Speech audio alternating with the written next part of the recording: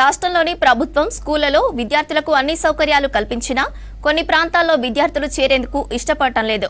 ప్రభుత్వం ఏ కార్యక్రమం చేసినా విద్యార్థులను ఆకర్షించలేకపోతోంది. ఖమ్మం జిల్లా వైరా మండలం అష్నగుర్తిలో ప్రస్తుత విద్యా సంవత్సరంలో కలుపుకొని ఒక్క విద్యార్థి చేరలేదు. 1976లో 3.5 ఎకరాల విస్తీర్ణంలో 6 నుంచి 10వ తరగతి వరకు విద్యను అందించడం కోసం హై స్కూల్ నిర్మించారు. జిల్లాలోనే టాప్గా నిలిచిన స్కూల్లో ఒక్క విద్యార్థి చేరడం లేదు. హెడ్ మాస్టర్తో కలుపుకొని 3 టీచర్లు ఉన్నారు. ఇదే విషయంపై మరిన్ని వివరాలు ఖదీర్ అందిస్తారు. విద్యార్థులకు చదువు అందించడం కోసం ప్రభుత్వ స్కూల్స్తో పాటు ప్రైవేట్ స్కూల్స్ అన్నీ కూడా ప్రారంభం అయ్యాయి. అయితే ఈ నేపథ్యంలో ఖమ్మం జిల్లాలో కొన్ని స్కూల్స్ పరిస్థితి ఆగమ్య గోచరంగా మారింది. ఎందుకంటే వైరా నియోజకవర్గంలోని అష్నగుర్తి రెవెన్యూ పంచాయతీ ఉంది. ఇక్కడ 600 మంది జనాభా నివసిస్తున్నారు. ఇక్కడ అష్నగుర్తి అనే గ్రామంలో హై స్కూల్ 6వ తరగతి నుంచి 10వ తరగతి వరకు విద్యను అందించే స్కూల్ ఉంది. ఆ స్కూల్లో ఇప్పుడు పరిస్థితి ఎలా ఉంది అని అంటే ఏ ఒక్క విద్యార్థి కూడా ఇక్కడ లేదు. అంటే అది ఎన్ని సంవత్సరాల నుంచి? గత 3 సంవత్సరాల నుంచి 2023, 24, 24, 25 ఇప్పుడు 25, 26 అకాడమిక్ ఇయర్ కూడా ఒక అడ్మిషన్ కూడా లేదు. కేవలం ఇక్కడ ఒక 3 టీచర్లు మాత్రమే ఇక్కడ టీచర్లు అయితే ఉన్నారు. టీచర్లు ఉన్నారు కానీ ఇక్కడ చదువుకోవటానికి విద్యార్థులు లేరు. ఇక్కడ హెచ్ఎం ఉన్నారు, వారితో మనం మాట్లాడే ప్రయత్నం చేద్దాం. మేడం, గత 3 సంవత్సరాల నుంచి 0 అడ్మిషన్స్గా ఉన్నాయి. అయితే ఇక్కడ స్కూల్లో మొన్న బడిబాట కార్యక్రమం అనేది కూడా నిర్వహించారు కదా, ఆ కార్యక్రమంలో ప్రజల నుంచి ఎలాంటి స్పందన లభించింది? బడిబాటలో భాగంగా మేము తిరిగామండి. 2 అంగన్వాడీ సెంటర్స్ కలిపి మొత్తం ఊరంతా తిరిగాం. అంగన్వాడీ టీచర్స్ వచ్చారు, ఆశా వర్కర్స్ వచ్చారు, విలేజ్ అంతా కవర్ చేశాము. హాస్టల్కి వెళ్ళే పిల్లల పేరెంట్స్ మాత్రం హాస్టల్స్ నుంచి అయితే తీసేదానికి సిద్ధంగా లేరండి. ప్రైవేట్ స్కూల్స్కి వెళ్ళే వాళ్ళని కూడా కొద్దిమందిని కలిసాం. వాళ్ళు ఏమంటారంటే మేము ఫస్ట్ నుంచి ప్రైవేట్ స్కూల్స్కే వెళ్తున్నాము, ఇంకా ఇప్పుడైతే మార్చలేము అక్కడి నుంచి అంటున్నారు. అట్లానే ఇంకా విలేజ్ మొత్తం మేము చూసింది ఏంటి అంటే హాస్టల్స్కి ఎక్కువ వెళుతున్నారు. హాస్టల్స్ మీన్స్ గురుకులాలలో ఉన్నారండి, ఎక్కువ అన్ని రకాల గురుకులాలలో ఉన్నారు.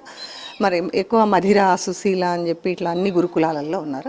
అవి కాకుండాను కేవలం ఇక్కడ నుంచి గవర్నమెంట్ స్కూల్కి బయటికి వెళుతున్న వాళ్ళు మన దగ్గర ఉన్న రెబ్బవరం హై స్కూల్కి వెళ్ళే పిల్లలు ఉన్నారండి.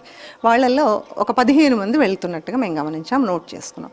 అందులో ఒక 3 10th క్లాస్ పిల్లలు ఉన్నారు. వాళ్ళు ఇంకిప్పుడైతే మేము రాము, 10th క్లాస్లో చేంజ్ చేయము అన్నారు.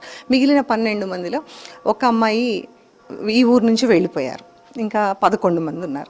ఆ 11 మందిలో ఇంకొక పిల్లాడు కూడా ఆ రోజు లేడు. వాళ్ళ పేరెంట్స్ కూడా షిఫ్ట్ అవుతున్నారట, విల్లింగ్ లేరు వాళ్ళు. మిగిలిన 9 మంది మాత్రం ఏమంటారు అంటే స్కూల్ తీస్తే మేము వస్తాము అని మేము చెప్పాం. మీరందరూ రండి, మిమ్మల్ని చూసి మిగిలిన వాళ్ళు కూడా వస్తే, మరి అందరూ వస్తే కదా స్కూలు, మీరు వస్తే పిల్లలు ఉన్నారు అంటే తప్పకుండా టీచర్స్ వస్తారు, మిగిలిన సబ్జెక్ట్ టీచర్స్ కూడా రండి అని చెప్తే కరెక్ట్గా కన్ఫామ్గా వస్తాము అనడం లేదు, చూస్తాం మేడం, వస్తాం మేడం అన్నారు పేరెంట్స్.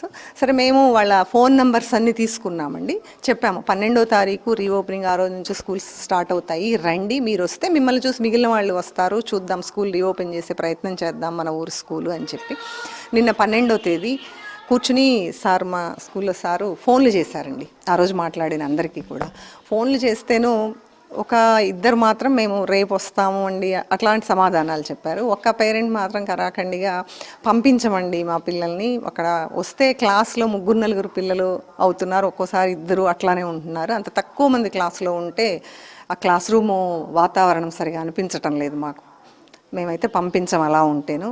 మరి క్లాస్కి అంత తక్కువ ఉంటే మాకు అది క్లాస్ రూమ్ అపియరెన్స్ కనపడట్లేదు, మేము పంపించము అని చెప్తున్నారు ఆయన. 6th క్లాస్ పిల్లలు ఒక 2 వచ్చారండి నిన్న.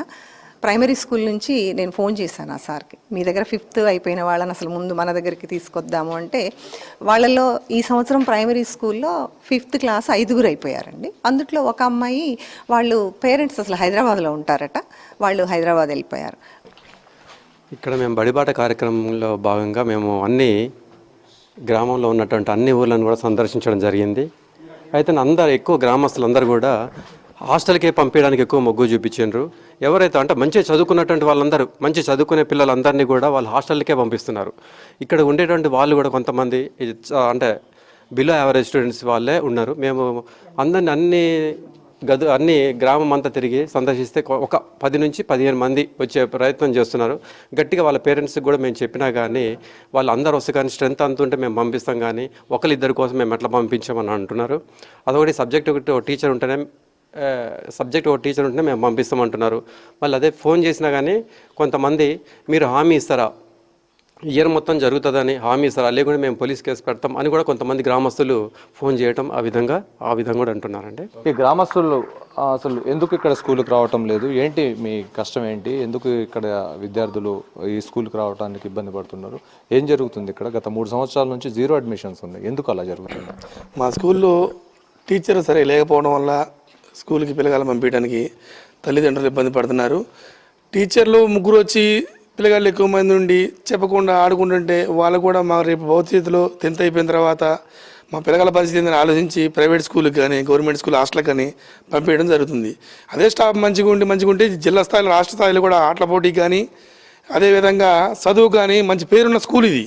అలాంటి స్కూల్ని స్టడీ తగ్గించే లోపల బయటకు వెళ్ళిపోవడం జరిగింది.